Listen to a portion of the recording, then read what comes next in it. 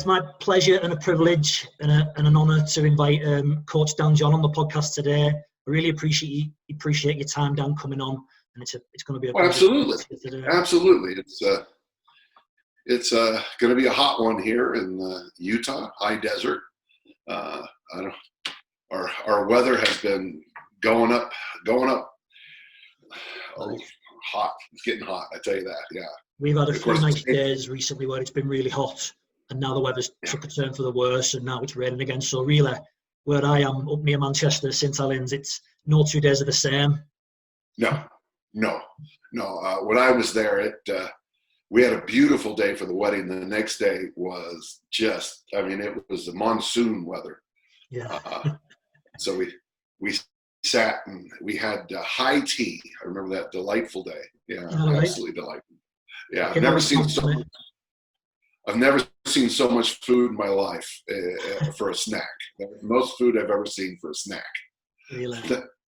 You can always count on Manchester to be wet and rainy though. Yeah. We're good. Let's get cracking here so we get everything taken care of. Brilliant. So I read your book Never Let Go in 2013. At the time I was 32 years of age. I'm 39 now.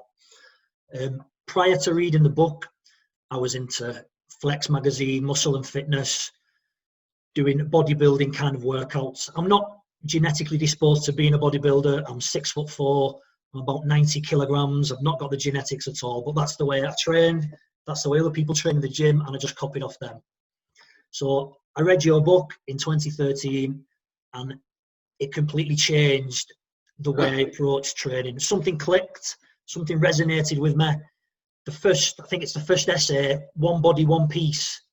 Something clicked, and ever since that has changed and influenced the way that I approach life, some of the philosophies that you use, and the way I train as well. Wow. Well, thank you. It's strange how popular that book is. Right. The San Francisco Examiner, a major paper, called it the best fitness book of all time. And I was like, wow. Because for me, and I'm glad you brought that up, Dave, because a lot of our listeners, in theology, we call it a steno symbol, where they have, if I say I'm lifting weights, they think bodybuild. And I can even say I'm lifting weights to be a better high jumper, and they'll think bodybuild. And being a better high jumper, you don't want a bunch of upper body mass because of this thing called physics. But it doesn't matter. The listener is still going to hear bodybuild. Yeah. And I come from a generation where weightlifting meant sports improvement. Weightlifting meant, trying to get a bigger engine for your sports. Weightlifting meant competition. And then in the mid-'70s, of course, with Arnold Schwarzenegger, Jane Fonda, and some others, weightlifting went down the rabbit hole of just that one part of what we do. Right. And then, of course, at the same time, powerlifting went ahead of Olympic in popularity, basically because of the bench press. And now we look back over, that 40, it's funny, it's 40, I'm about to say 45 years, but it seems like it was yesterday to me. We realized that we've really gone, I would say, backwards in many ways, sideways at best, backwards probably more correctly. And you're right, though, and the information you get from those magazines is so skewed towards selling supplements that you always felt like you were wrong, right? You'd read it and go, if I just had that machine, if I just had that supplement, and dude, it's like you said, Dave, it's genetics and it's drugs, and and if you have good genetics and you're willing to shoot anything into you, you can look pretty good. Yeah. But that's not going to make you a very good discus thrower. I've often laughed, I do the Highland Games, which is not far from you. And, a new guy will show up and he'll be in his muscle shirt with his beautiful shoulders and his, he's got that little thing going down his bicep, and his girlfriend will be there and she'll be all dressed up. And they think that they're going to beat me, here at 63 years of age.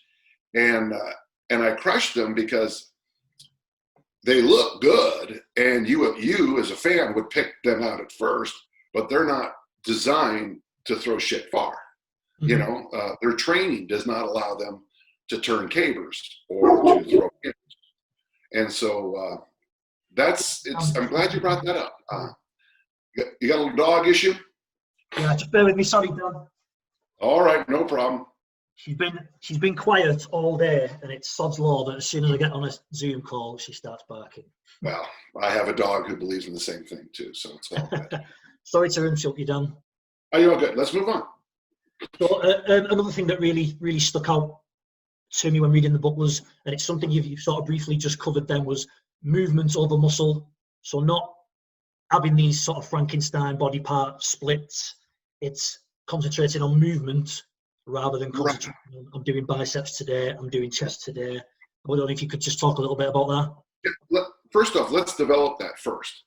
So Okay. The author of the book Anatomy Trains, Thomas Meyer, made a point that I think is really important. I think it's really important for young coaches, and I would even say every listener, stop thinking there's 600 muscles. Start thinking there's one muscle, and that one muscle is sheathed in fascia, or we say fascia. Yeah, there's like 3 translations of that word. It's like when I was young, I was taught that it's vase, vase, or vase, depending on the price. So if you have a body like mine, you have fascia. If you have a beautiful body like yours, you have fascia. You're more expensive. Yeah. But his idea that you don't have 600 muscles, you have one muscle housed in 600 different places. Right. And okay, so we'll start there. The problem with that, and by the way, it's Frankenstein's monsters training, okay? Dr. Frankenstein was fine. This is monsters. Most people think about being in a collection of parts. You know, I have arms, I have legs, and then they break it down. I have deltoids, I have triceps. It's really going to be hard to throw the shot put far if you try to throw it like you're doing a skull crusher. Yeah. In fact, I can guarantee your elbow won't be around very long if you try to compete with that. And so one of the things I try to emphasize, and now I've got it down, in Never Let Go, I think I break it down in 8 or 9, but I realized over time that I really didn't believe in most of it. So really now I just say push, which is separation from the environment. Right. And so if you're getting into a fight, down there in Manchester between 2 football hooligans, when they push each other apart, that's a push, okay? When you bring the environment to you, that's a pull. And then there's the most powerful thing you can do in your body is hinge, which is what you do for standing long jump or deadlift. And then there's squatting, and then there's loaded carries. Push, pull, hinge, squat, loaded carry. And as a strength coach, that's all I focus on. Now, obviously from there, we break it down into all kinds of different things, but I'm trying to get on the hinge, the squat, and the loaded carries because those are the money makers for performance. Push and pull just keep you healthy. But right. Most of your male listeners probably think it's all pushing. They will do 237 pushes a week, 25 pulls, and never do a squat to save their life. Right. And then they wonder why they're sore and their shoulders are broken and why they don't perform really well in real life. Dave, I'm 63, but if you got to move a couch, I'm still your man.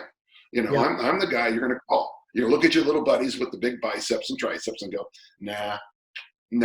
Oh, Daniel will come over. He'll do it.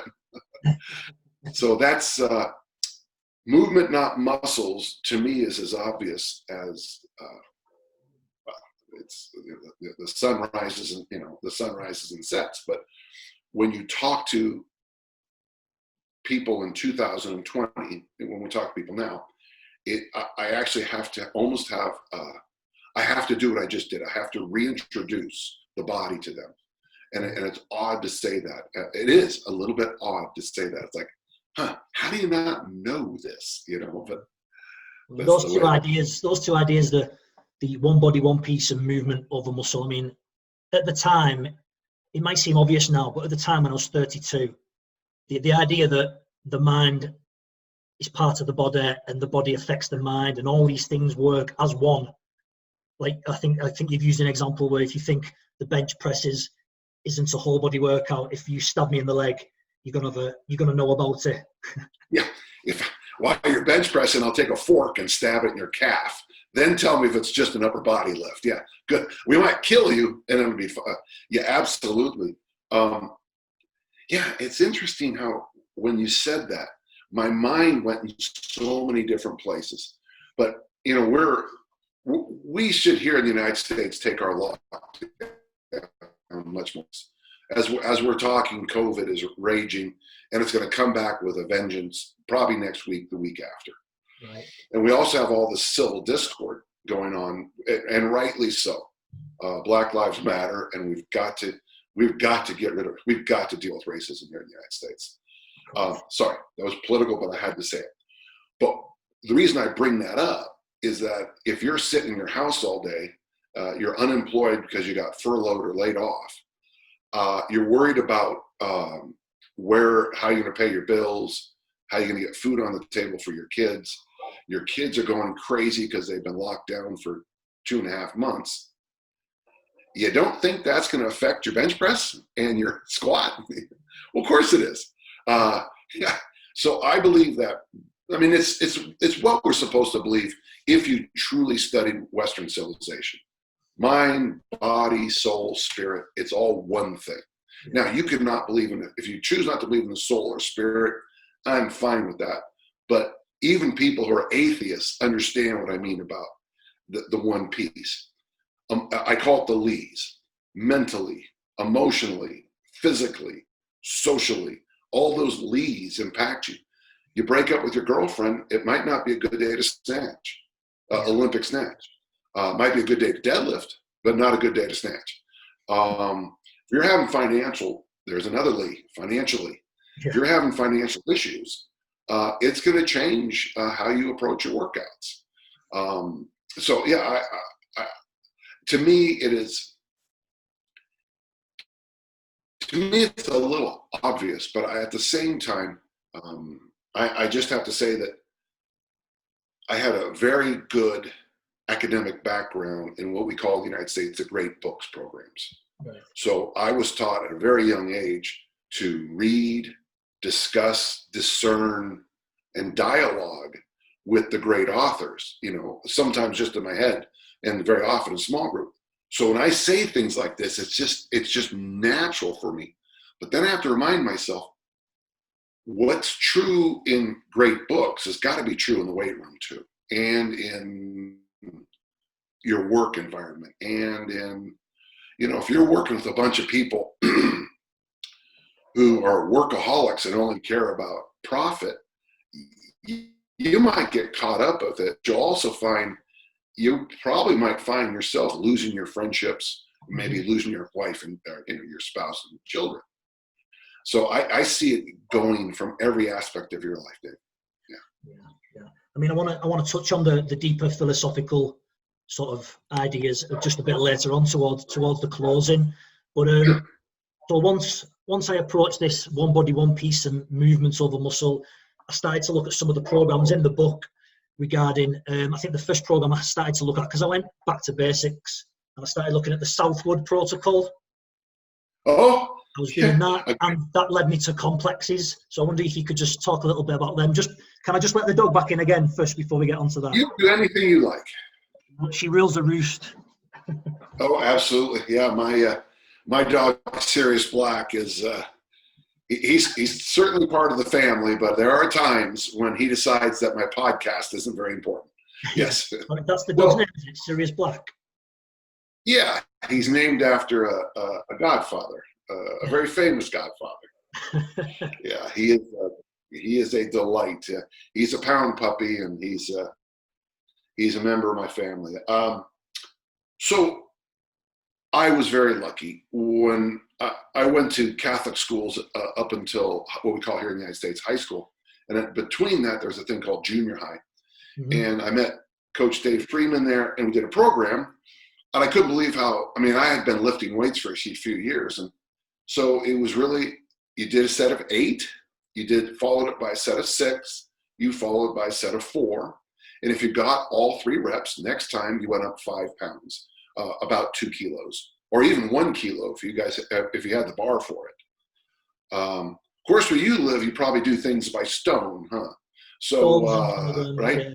Stones and kilograms. Well, I tell you, there is nothing more fun than teaching at St. Mary's, where one student tells me something in kilos, the next student talks in pounds, and then the third one says stones. And by the end of my time there, I know exactly what they're talking about. He's 10. Pardon me? That down in Twickenham, where you teach it. Yeah, Twickenham, yeah. And I got to tell you, folks, if you get a chance, go to the Hall of Fame, the Rugby Hall of Fame in Twickenham Stadium. It is well worth. I think they charge you 10 for it, but it's well worth your time. Yeah. And if you drop by St. Mary's, they have one of the best track and field libraries in the world. It is stunning. It's a great athletics library. But and the 4 exercises in the Southwood program are the power clean, the military press, the front squat, and the bench press. Now, I say that, and I'm thinking back at, you've got a room full of 12, 13, 14-year-old boys in some cases, all power cleaning, all front squatting, all military pressing, and of course the bench press, which has just become, back then, the bench press was a newer lift. Oh, and what was amazing about it, pardon me? I was just saying, all right, I didn't realize that the bench press was quite a new lift. Of all the lifts you do in the gym, the bench press is probably one of the newest. All right. The bench press probably shows up at about, well, many people credit the Notre Dame strength coach, one of the first strength coaches, a guy by the name, he was a Catholic priest by the name of Father Judge. Some say that he invented it, but some say actually that since he was German, he brought it from his hometown in Germany. But Rocky Bleier, this is Rocky's book. So he's an American football player. Rocky trained with Father Judge. And so the exercise might be 70, 80 years old, whereas things like the clean and the overhead presses, they would go back. I mean, no one ever invented those. Mm-hmm. Those are in the mists of time. That's what people did the first time they saw a weight on the ground. So the bench press is probably the newest exercise there is. And I got to tell you, in my experience, it can be the most worthless because, it doesn't necessarily, pardon me? In terms of performance. Yeah. I mean, it certainly has its place, but it's so easily over-exaggerated, overdone, overused that it gets in the way. By the way, real quick, I never program males with bench press or arm work because males will always do bench press and arm work. I never program female stretching work, so it's not worth. So by not programming it, I'll just say, okay, you got 15 minutes, do what you want to do. The men go to the bench press and the curl rack, and the women stretch and do crunches, and it's like, well, okay, win-win. Yeah. But what was great about the program was that you could have, in 2 weeks, a room full of, I mean, we're talking 50 boys. My class was all male. You would have 50 boys in cohorts of 4 doing power clean, military, front squat, and bench press. And we would spot each other, and we went quickly. And I took it as a point of pride. I started out at this bar. Are you okay with pounds or kilos? What would be better for you? Kilograms. Okay. So, this bar is 20 kilograms. Then I moved to the 22 kilogram area. And then pretty soon I was at the 30, and then the 35, and then the 40, and then the 45, and then the 50. And I don't know how much heavier I went after that, because I don't remember very well, because it was 1971. But the idea is that by getting those 18 reps. If you got all 18 reps, you moved up next time. And I found that I loved it. And here's the thing. At the end of the workout, we took all the weights up off the bars. We stuck them in a closet. Teacher locked the closet door, and you didn't even know that there had been a room full of people lifting weights. That's the way it was back then. We didn't have, we call them here in the States standards, but it's the thing that holds the weights, like for squats or bench press. All right, yeah. You know, like a squat rack with the little things there. The squat rack, the adjustable one. We didn't have them, so when you did front squats, you cleaned it, then front squatted. And when you bench pressed, you laid down and your teammates would put it up on over your chest. I read somewhere down. So you had, I think I read in one of your books or an article that you found it, people hold the bar better when people actually lift the bar onto when they're on the floor rather than them getting it off the rack themselves. Yes, because you slide it, they bring it to you. Instead of you bringing it over, which binds everything up, you get it here. And also, too, all three spotters have to be on task because the two pick up, the middle guy spots the face, but everybody has to be on task. Right. And I found that very helpful for teaching later on. And then every couple of weeks we would have we would run out of time, and coach would tell us to combine things. And that's when I discovered combining the clean and press. 8 cleans, 8 presses was very tiring. And then when you combine the clean, the press, and the front squat, that was exhausting. And that was my first exposure to complexes. And then later, when I was older, I read these Japanese lifters in the mid-'60s who trained complexes almost exclusively most of the time. And then when they started getting ready for competition, would then break the lifts down into just snatch and clean and press, snatch and clean and jerk. And then I read the great Soviet lifter, Vasily Alexiev. He didn't believe, and he did almost nothing but complexes, which I still challenge people to rethink. And then, of course, about 20 years ago, somebody invented complexes, even though a lot of us had been doing them for generations. But, somebody has to invent them. So I always have to put this person's name in the work because I'll get 20 emails. That's not true. The Japanese didn't do these in 1963. They had to be invented later. Okay. But the complex, in fact, I'm to the point now, Dave, that for fat loss clients, I have moved away from and by the way, I'm an American. Every client I have is fat loss, okay? We are quickly becoming the hippopotami of the world. So we're very proud of that. We lead the world in COVID. Yay, USA, USA. Our streets are burning every night because of riots. Yay! And we're the fattest generation of all time. USA. I tell you.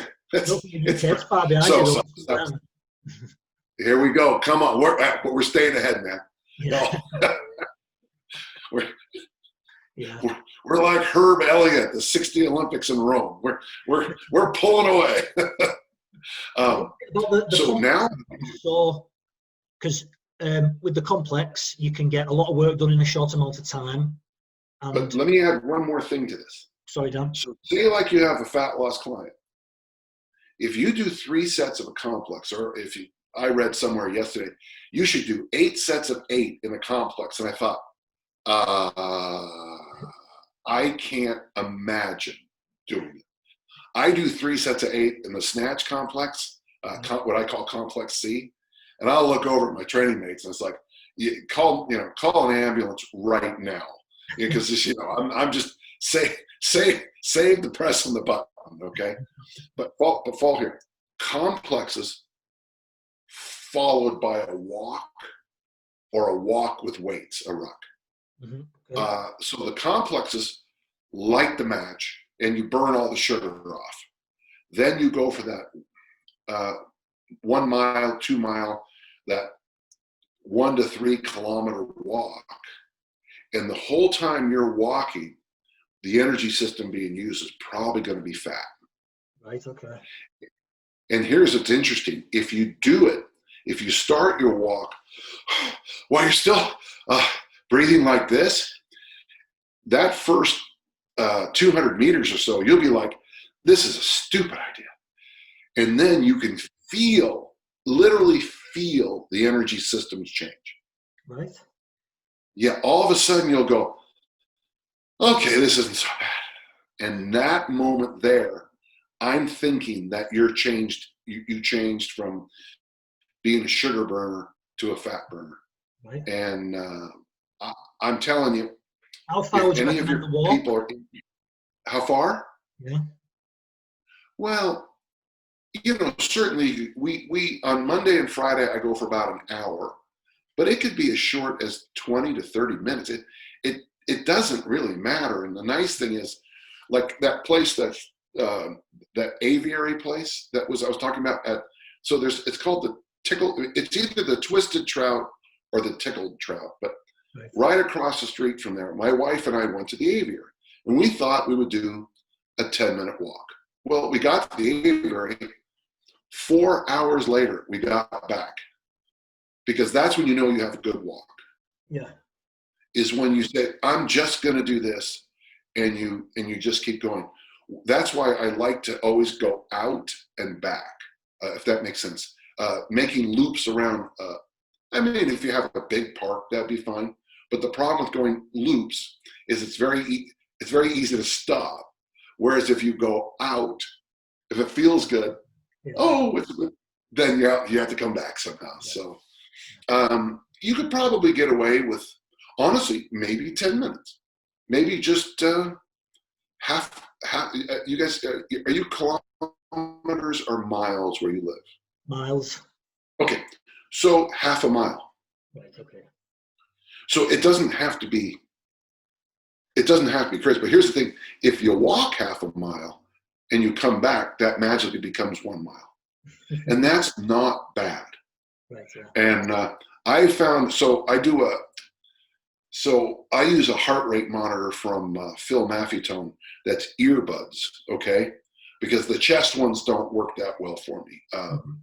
And the hand ones, kettlebells hit them and break them. So I use earbuds.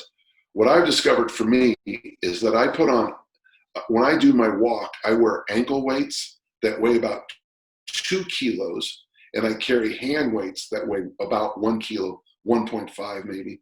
And when I walk, I pump my arms. But the thing about the ankle weights, it feels like you're walking in deep sand. So that by having the ankle weights and the light hand weights, I keep my heart rate at an average of somewhere around 107 to 117, which is what the number should be at my age. Yeah. And I can keep that up for 1 hour with a very gentle walking style. It's a nice deliberate pump. Now, that would be something I would like your listeners to think about a little bit. So you would do something to get your heart rate burning, and a complex can be something as simple as you could do 5 calisthenic moves back to back to back to back. Let me just make up something real quick. Yeah. Like maybe, do you guys call it a jumping jack? So yes, a jumping jack, then something on the floor like a push-up, and then march in place, and then something back on the floor like maybe a sit-up, a crunch variation, and then I don't know, some kind of jumping squat or something. Yeah. So the getting up and down off the ground, by the way, gets the heart rate to the sky. So if you did, I don't know, 15 seconds of each of those and then stopped, you would find your heart rate really jumped high. Right. Do that for 3 rounds and then instantly go for a walk. While you're still on that last round, while you're still like, I hate Dan John. He's so stupid. I hate that son of a. Instantly go walking about a minute, 2 minutes, 3 minutes into the walk. you'll feel that, oh, and that's when you're probably into the fat burning stage. Right. Okay. And if you can do it while fasting, it'd probably even be better. All right. So maybe first thing in the morning, that would be a good workout to do first thing in the morning before you even eat. Yeah, or or as appropriate. I when I work with people, I always say, make sure you get a good cup of coffee inside you, because what'll happen to some people if they walk that mile out, all of a sudden that coffee will kick in, and let's just say the walk back is going to be a little bit uncomfortable as you try to, and your eyes will be looking for a toilet the whole time, Yeah.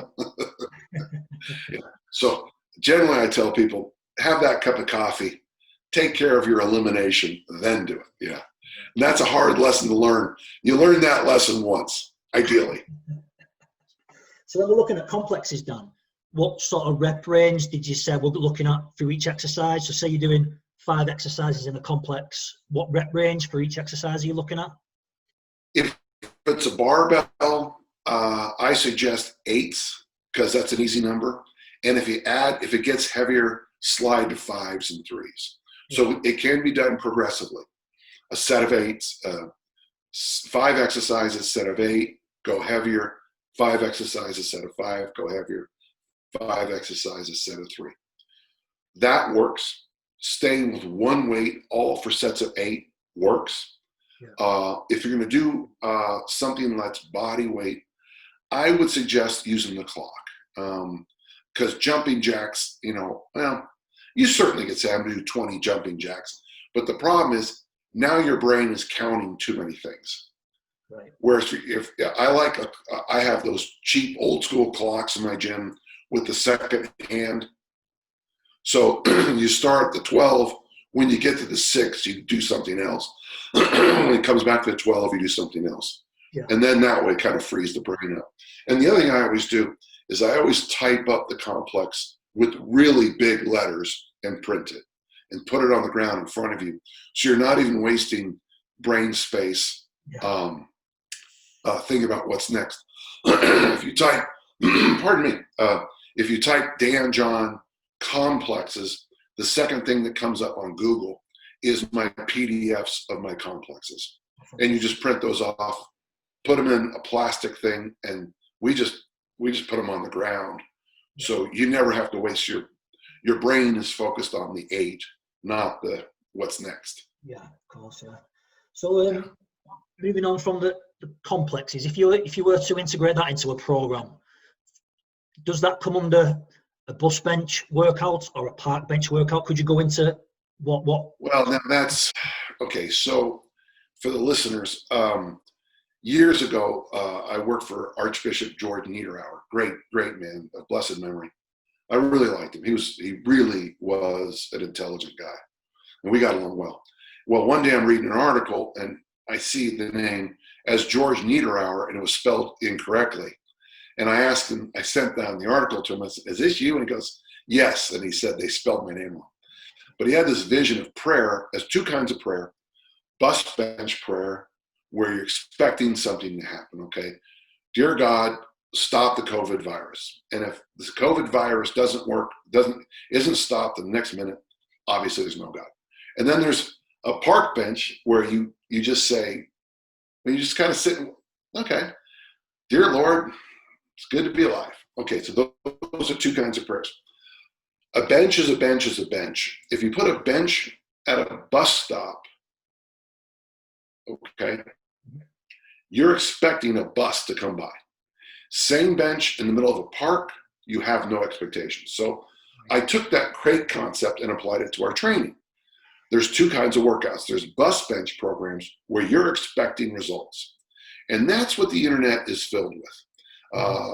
Tighter tummy in 10 days, Titanic triceps in 14 days, a quadrillion quadriceps in, I don't know what, okay, I lost it right there. Yeah. That's what most of your listeners want, and results. And in fact, there's James St. Pierre's place is called, is it James's place called Results Fitness? There's nothing wrong with that. I mean, I agree with it. The other kind of training is what I think most people should do. It's called park bench. It's where 3 days a week you go in and you push, pull, you do loaded carries, you do your hinge, your squat, you do your joint mobility work, and you go for a walk. And you do that fasted, and then you eat protein, veggies, you drink some water, you eat some sauerkraut for your digestive system. Later on, you protein, veggies, drink some water, and then later on the day, protein, veggies, drink some water, and then you get 9 hours of sleep, and you do that for 365 days, and magically, all your dreams come true. If you want to be a great discus thrower, you lift weights 3 days a week, you throw discus 4 days a week, and you do that for 8 years, and magically, after 8 years, you're really good. I'm a much bigger believer in the park bench. So complexes could certainly be on either side.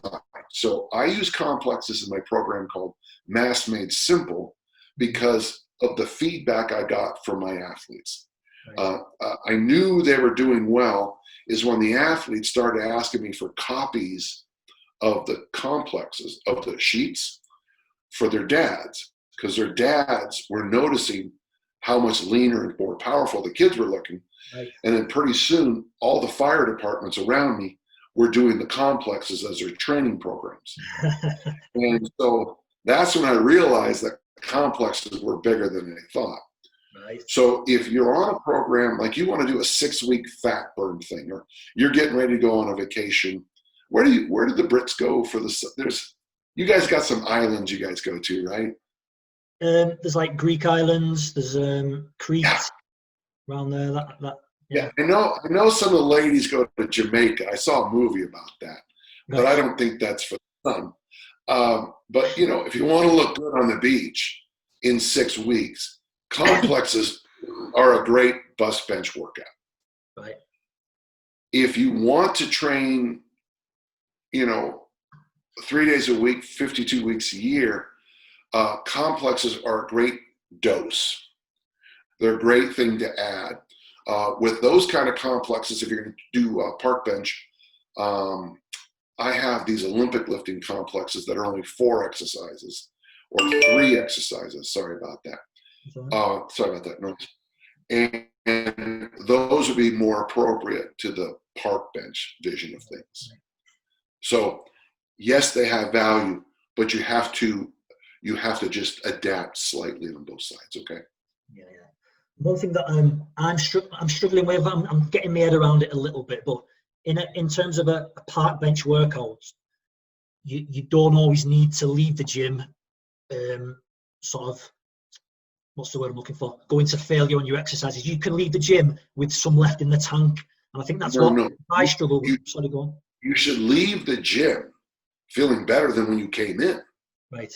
Yeah. In fact, it's the exact opposite of and that's the hardest thing for Americans because even atheists in America believe that the reason they got fat was from the 7 deadly sins: sloth or sloth and gluttony. And they believe that the only way around it is to starve and be a sweaty mess. And that's just not true.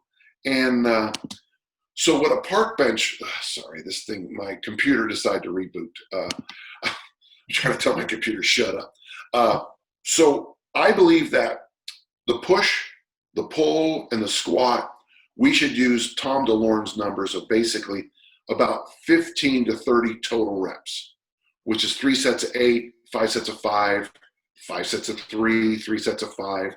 It can be pretty simple. Yeah. Push, pull, squat. So 3 sets of 8 in the overhead press, 3 sets of 8 in the lat pull down, 3 sets of 8 in the front squat. That's a great workout. By itself, that's a great workout. With the hinge, it depends on whether you're doing a deadlift or a swing, but let's just say it's a deadlift. If it's a deadlift, stay in the same numbers. You can do 5 sets of 5 in the trap bar deadlift, and then you're going to pick up some farmer bars and go back and forth a few times, and you're done. Right. Go for a walk after that, you're finished. And people will say, well, that's not what I read in the magazine. Right.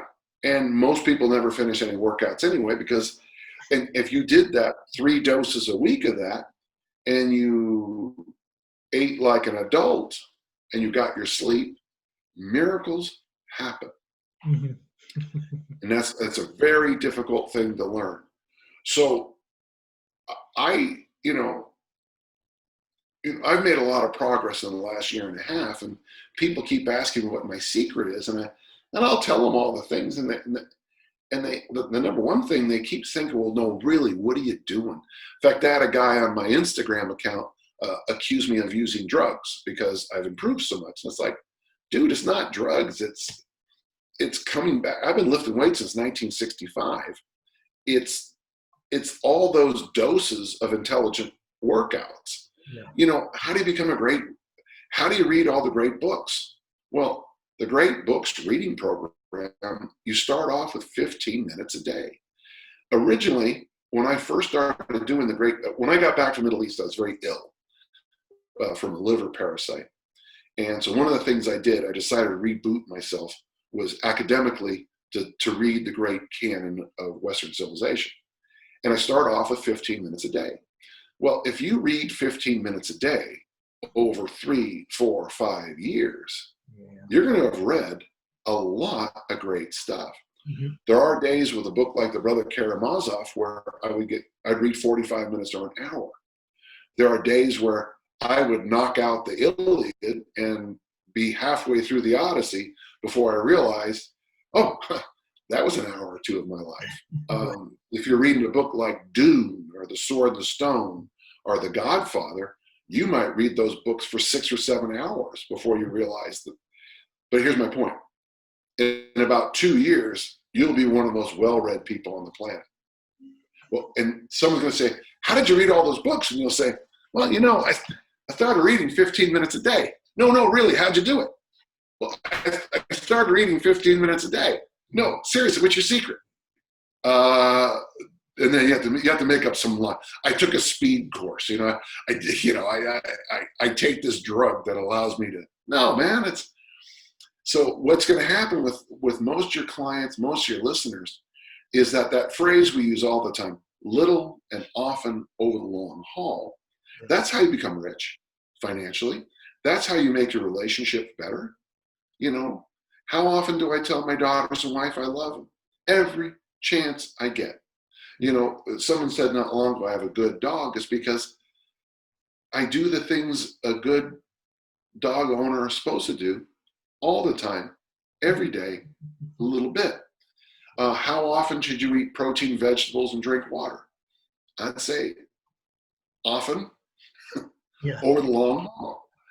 So that it comes out, and I'm sure by now the listener's going, I haven't learned a single thing yet because this is so logical and simple.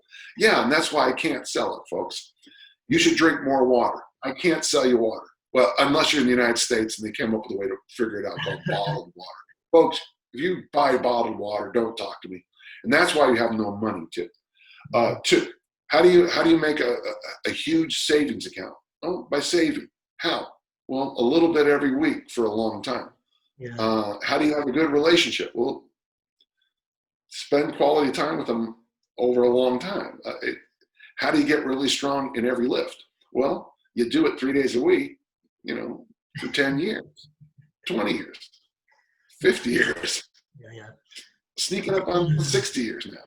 Yeah. I think after, like I said before reading Never Let Go, I was buying the muscle magazines, the Flex and the Muscle and Fitness. Year subscriptions constantly. I had a big pile of these magazines. Once I bought your book and read it, that was it. The subscription stopped, and I just had your one book, and I keep referring back to that. So, like you said, the logic is it doesn't actually sell, does it? I've just got this one book, but that replaces years and years worth of subscriptions to the magazines. I have 14 books, right? Yeah. I've read a lot of them. Oh, okay. Yeah. Okay, good. Yeah, readers, you got to buy them. I got to send my grandkids to college. Okay. Yeah. So, if you wouldn't mind, I just want to move on to a few specific questions about strength. Sure, go ahead. So, about 6 months ago, I run a Brazilian Jiu-Jitsu academy, so that is my main sport, main activity. And about 6 months ago, because I was running the academy and I was struggling with time, I neglected my own strength and conditioning training. And what I found was I was picking up a lot of injuries. And then recently, at the start of a lockdown, I've implemented the strength and conditioning back in, and I'm feeling my injuries because I'm resting a little bit more and I've got better recovery. My injuries are getting better. What is the significance of the strength training to avoid an injury? Well, so I can't tell you who they are, but I work with a number of ultimate fighters, UFC guys, okay? And for those guys, the thing they like best about what I tell them is I put them all on the program called Easy Strength, where they lift 5 days a week, but the workouts last about 10 to 15 minutes. We use the rule of 10, which means no more than 10 reps, never miss, which is the hardest thing. In fact, I always tell them leave 2 or 3 reps in the tank. So you pick 5 exercises. Here are the 3 that work. The vertical press, overhead military, double kettlebell press overhead. Vertical pull, which is pull-ups, lat machine, whatever. A deadlift variation, trap bar deadlift works best with these guys. Mm-hmm. Ab wheel, 1 set of 10. No, don't go crazy. And then the 5th one is the tough one. For these guys, I have them do some kind of loaded carry every day, and don't go crazy. Very often for them, I ask them to do the bear hug carry because that's the closest to what they need. Yeah. And sometimes, well, we won't worry about the specifics. So on the 3 big lifting movements, you can do 5 sets of 2, 2 sets of 5, 3 sets of 3, but never miss. And the weirdest thing is the one young man who's a lighter weighted guy, he's sneaking up to a double body weight bench press now. Right. He's way over a double body weight deadlift. And he goes, I don't know how this is happening. But I ask him about, well, do you notice anything on your fighting? He goes, yeah, if I lock you down, you're not going anywhere. Because his grip is so freakishly strong now. Right. So with fighters, I recommend, it's weird because I tell fighters to train more often, but with less time. Mm-hmm. Because my job is to make you stronger. Your conditioning happens on the mat. That's the number one thing I don't get with the modern fighter. Why are you pushing wheelbarrows up of a mountain? Now I got nothing against it. I think that's good for work capacity. But dude, that ain't nothing like fighting. You know, your conditioning on the mat is what you need to be doing. My job is to supplement. So with fighters, I have them do easy strength. So a vertical push, a vertical pull, deadlift, ab wheel, a loaded carry. Boom, we're done. Right. Occasional bouts of hill sprints, 1 or 2 days a week, or stadium steps, whatever is appropriate, because they tell me it helps them. And then some kind of appropriate cardio nonsense that makes them feel happy. But honestly, it's what you're doing on the mat. Right. Yeah. Easy strength supplements better than anything else. I was just reading an author last night, Dave, which is fascinating. I don't know if he knows my work, but this author is a body fat loss specialist, and his training programs are now basically easy strength followed by long walks. Oh. I read that and I thought, oh my God, I've never thought of easy strength. That's what the title of the program, don't worry about it. Yeah. I never realized that easy strength could be a body fat loss program. So now I'm going to write up some nonsense and sell it, make $1 million, buy a yacht, cruise over to Manchester and have a beverage with you. Yeah, definitely. So what is it about the actual strength training then that helps prevent the injury? Are you just making your body more robust, more resilient? Is that what's happening there? You know, I hear this a lot. I don't know how we would ever kind of prove that this works, But once you see the same thing happen over and over again, like I notice when I drink 7 martinis, I tend to make bad decisions after that. So when I get to my 6th martini, you know, my point is that sometimes, man, it just works because it works. And that's my whole career is based on experiential evidence. I trust the evidence of people more than I trust the science. We have a phrase, if it ain't broken, don't fix it. Yeah. So if it's working, man, just nod your head and keep plowing ahead. You know, don't ask questions, brother, because that's once you, don't ask why. So why does lifting weights make the discus go far? I don't know. That's why, but I'm going to lift weights because it goes farther. Yeah. So sometimes we just need to shush and keep moving on, man. I will do, yeah. So what about strength training for, I'm 39 now. We have a lot of people interested in lifting who are sort of 40 plus. Mm-hmm. Strength training for the older athlete, but either people who have trained consistently throughout their life or people who are brand new at 40. The best summary I've ever heard in my life was someone on my forum. He said, first you Olympic lift, then you power lift, then you bodybuild. So let's just use that. Okay. I use Nick Rain's numbers. So basically up to age 16, you should do as many things as you possibly can, play as many sports and games, and learn every exercise under the sun. From 16 to 35, that is when, if you're smart, you don't get fat, you don't get hurt, you don't break your joints. But that is the prime time. That is when you should Olympic lift, do explosive stuff. From 36 to 55, that's when you really need to start training more like what you read in the magazines. You really should start thinking more and more, because your lean body mass starts to go in the wrong direction at about 36. Right. It's funny because you say that, and people who are, and I'm sure there's someone who's a researcher going, no, there's no evidence about that, until you turn 36 and you go, how did I get fat? What happened there? Suddenly I got fat. So at 36 or so, it's joint mobility and hypertrophy bodybuilding work with the ballistic component kept in somewhere. After 55, 56 plus, that's my range.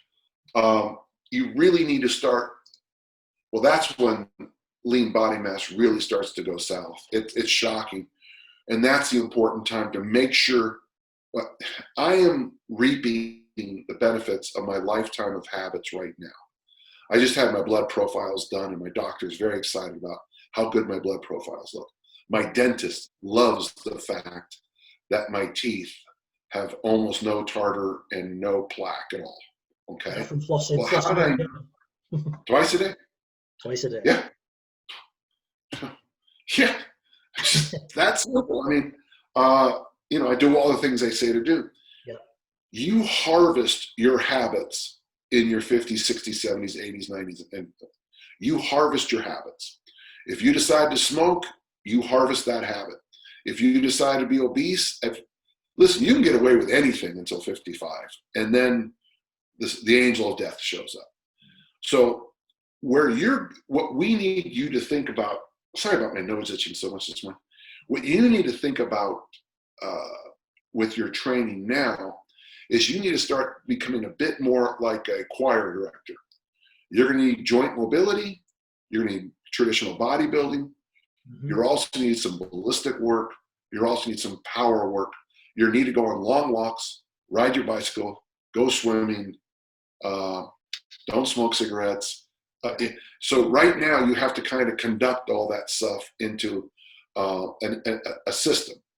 You could do it as simple as, you could do it. I'm just spitballing this, but you could have a powerlifting day, you could have an Olympic lifting day, and you could have a bodybuilding day, and then a mobility flexibility day. Right. That's not bad. That's not bad. So Monday, snatch and clean and jerk. Wednesday, squat, bench press, deadlift.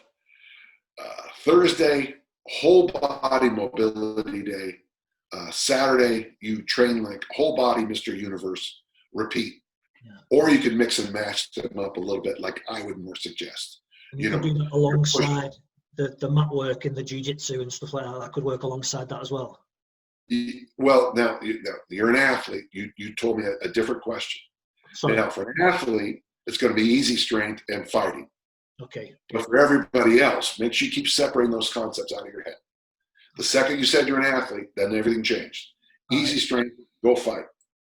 But for everybody else, you could do something as simple as push, pull, squat, rule of 25, that 15 to 30 range. For your ballistic work, you do kettlebell swings or kettlebell snatches. And then you do loaded carries. And by the way, that's actually pretty damn good. So we'll stop right there. Yeah. There's something about during the lockdown, I managed to buy a sandbag. So I've got a decent gym set up in my garage, but I bought a sandbag. I think it's like 65 kilogram sandbag. And I've been playing around with that during the lockdown, doing some loaded carries. I don't know why I've never done before, really, but it's something I've been playing around with during the lockdown, and fantastic. Yeah. Is that the best thing that we're not doing? Yeah. Well, there's two things with that. Doing an authentic deep squat, like the goblet squat. Do you know who invented the goblet squat? Pardon, say that again? Do you know who invented the goblet squat? I don't know. I've only heard it from you as the first person who I've heard talk about the goblet squat. I don't know who invented it. Yeah, because I invented it. You're welcome. Yeah, all right. You're welcome. So the goblet squat and loaded carries. Oh, pardon me, just a second. Yes? Okay. Love you, honey. That was my wife. Thank you, Tiffany. Love you. And my dog is here now, too, because he follows my poor wife every place she goes. So, so doing a goblet squat and loaded carries by themselves has transformed lots of people I work with, including full teams, actual full teams, because they would half squat 300 kilos but couldn't goblet squat 24. All right. Wow. And I'm not saying you have to go ass to grass on everything. Yeah. But the mobility and the flexibility you get from the goblet squat, that's money in the bank in your athletic career. And of course, loaded carries are the best thing I know for work capacity. So there you go. Yeah, fantastic. I had probably going back 3 or 4 years ago, I had 2 knee operations. So I had the meniscus cut out of both knees. And up until recently, I'd lost a lot of mobility in my knees, so I didn't have full range of motion, so I couldn't get my arse to my heels. But working on that mobility, not necessarily doing goblet squats with a kettlebell, but just doing a freestanding bodyweight squat all the way down and sitting in that squat position has really helped to increase my mobility a lot. The reason I recommend the goblet is because the counterbalance allows most people to relax and slide into the deep position. Right. Hey, Dave, I'm going to be under a time pressure here. I've got my Olympic lifters will be showing up here in a few minutes. Okay, no problem. So let's get to any more questions as soon as we can, and we can even schedule another one if you'd like. Okay, that'd be fantastic. So just one more question then before we go. I know lifting forms a greater part of a philosophy that you preach, and it's written at the end of your emails, it's written at the end of your videos, the end of your books. If I could just read it quickly, and then I'd like you to just talk about it before we go, if that's okay. So, make a difference, live, love, laugh, balance work, rest, play and pray, enjoy beauty and solitude, sleep soundly, drink water, eat veggies and protein, walk, wear your seatbelt, don't smoke, floss your teeth, put weights overhead, pick weights up off the floor, carry weights, reread great books, and say thank you. Could you just expand on those? I know we've touched on a little bit of them already, but if weights and training form a bigger philosophy that you preach. So. Sure. Let's see, that's somebody asked me to summarize my body of work, but they said, would you keep it short? Right. So that's 50 words. Right. That's 6 decades of knowledge in 50 words. Yeah. And I stand by every one of those, and I always have until I think, like I said before, there's a good chance that I'll change one of those. I just don't think I will. But I think a lot of people our family motto is make a difference, which is why you'll notice I'm so easy to work with on podcasts, right? Because I think it makes a difference. Maybe our conversation will help somebody. Say thank you, and that's so simple. I mean, it's just, it's underrated. I used to push back. If someone said really nice things about me, I had to say something self-deprecating. And then one day someone took me aside and said, you need to say thank you. And I'm like, well, and boy, that was a light bulb change in my head. It's all fine to always be funny and self-deprecating, but I also have to appreciate that, like in your case, I think I made a difference in your life. So yeah. I need to say, hey man, thank you. Thank you for letting me know that. It's an honor. My father and mother would be very proud to know that I have changed your life. So I need to be much more careful about acknowledging my help to others. That's a strange sentence to say out loud, but that's my job. That's what I'm called to do. Yeah, so if you wouldn't mind, can you cut and paste that and put it in your show notes, or make sure all the listeners get that? Of course I can, yeah. I mean, I read it out so people can hear it, but yeah, I will definitely put it on the show notes, yeah. Yeah, it's, people have sent me pictures from their gym with that mounted. I'm not talking about a small thing, painted up on the wall. Wow. But that all those 50 words. And what the one gym owner told me, he goes, kind of when in doubt, I just look at the wall. Someone will come in and say, I'm a Virgo and I'm an ectomorph and I'm an ACR, GGB, I have LKP and G. That's a very American thing, a lot. You have all these things, and they'll be like, what kind of workout should I do? Well, you put weights overhead, pick them up off the ground, carry them, and go for a walk. Yeah. And the devil's in the details, of course, but the idea is, yeah, that's going to work, Mm-hmm. That's going to work. Yeah. I don't know what to do about diet. Eat protein and veggies. Okay. Yeah. Do you eat protein and veggies at every meal? No. I want you to eat veggies at every meal. I don't like vegetables. And you can't be surprised that you're. Yeah. Okay. Yeah. So yeah, thank you for mentioning that. That's I just sent in my my first draft of my new book, and that is the very last thing I say in the book, is that those 50 words. Yeah. And then I repeat it, say thank you. Yeah. No, it's fantastic, and you did make a difference in my life, and hopefully people are going to listen to this and it'll make a difference in theirs as well. But I appreciate you're a busy man, and I just want to thank you again for taking the time to talk this morning. And if people want, if we want to do this again, and people have follow-up questions, have them send them to you. And then we'll just kind of go, maybe the next talk we can pick up on what we were discussing, and then maybe answer some specific questions. Okay. Great stuff, Dan. Thank you very much for your time this morning. I appreciate it, and it was an honor to speak to you. Really privileged. My best to you, and please send me the links when this comes out, and I'll put them on my newsletter. Okay. I will do, definitely. Thank you very much, Dan. Thank you, my friend. Take care. See ya.